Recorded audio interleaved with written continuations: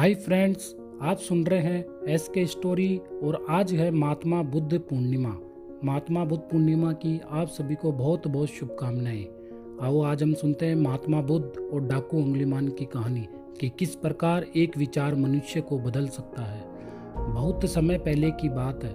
मगध राज्य में सोनपुर नाम का एक गांव था। उस गांव के लोग शाम होते ही अपने अपने घरों में आ जाते थे और सुबह होने से पहले कोई भी व्यक्ति अपने घरों से बाहर नहीं निकलता था। उसका कारण था डाकू अंगुलीमाल।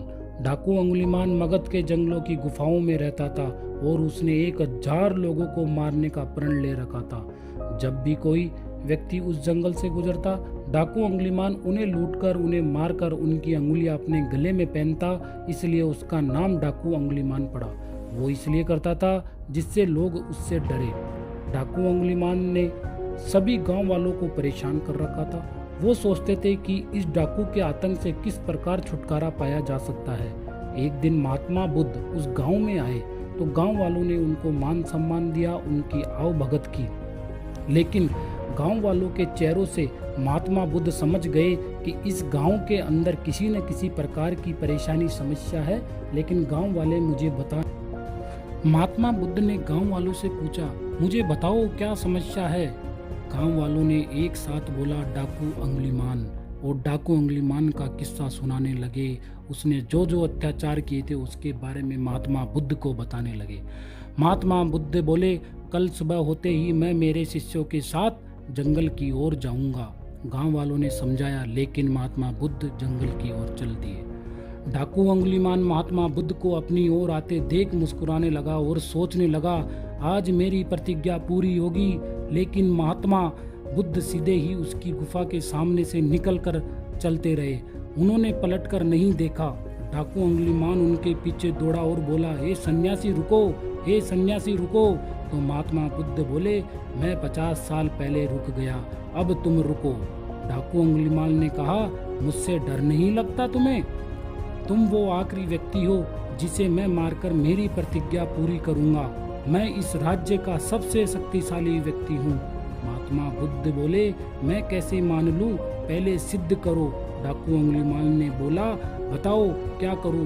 महात्मा बुद्ध बोले, क्या तुम पेड़ से 10 पत्तियां तोड़कर ला सकते हो?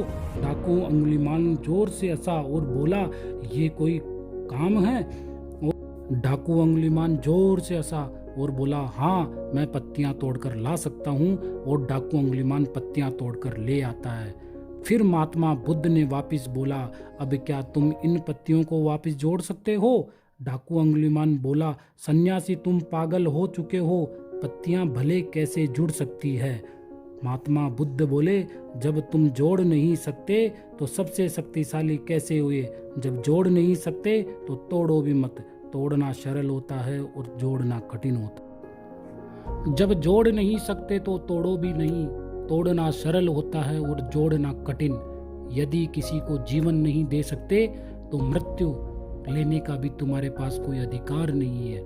ये सुनकर डाकू अंगुलीमाल को अपनी गलती का एहसास हुआ और बुद्ध का शिष्य बन गया और उनके पीछे पीछे चलने लगा और बोला, बुद्धम शरणम गच्छामि। आगे चलकर डाकू अंगुलीमाल बहुत बड़ा सन्यासी बन गया और अहिंसकार के नाम से प्रसिद्ध हुआ। इस कहानी से हमें यह शिक्षा मिलती है कि इंसान कितना भी बुरा क्यों न हो, वह बदल सकता है और हम सब में छोटे बड़े रूप में कोई न कोई बुराई है। जरूरत इस बात की है हम अपनी बुराई को पहचानें और खत्म करें। आप सभी को बुद्ध पूर्णिमा की बहुत बहुत शुभकामनाएं। अगर आपने चैनल सब्सक्राइब नहीं किया है तो जरूर करें फ्रेंड्स। धन्यवाद। अगर आपको ये कहानी अच्छी लगी है तो लाइक और सब्सक्राइब जरूर